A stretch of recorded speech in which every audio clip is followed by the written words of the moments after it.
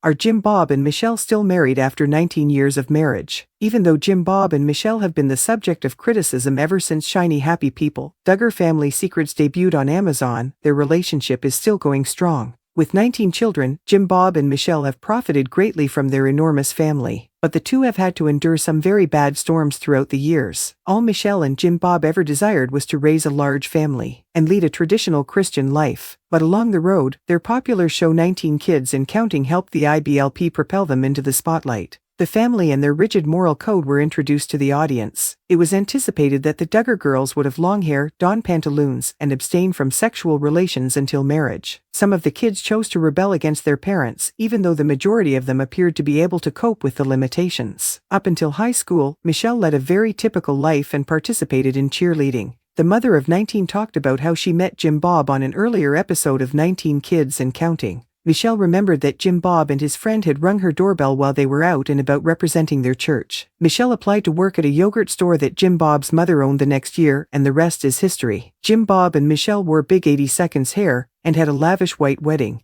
The couple exchanged vows on at Cross Church in Rogers, Arkansas, on July 21, 1984. Fans of 19 Kids and Counting discovered that Michelle was economical when she started her brood and that her wedding was inexpensive. Jim Bob and Michelle decided to utilize birth control and postponed having children until 1988. Michelle, however, miscarried after Josh Duggar was born, and she blamed the medicines used to prevent pregnancy loss.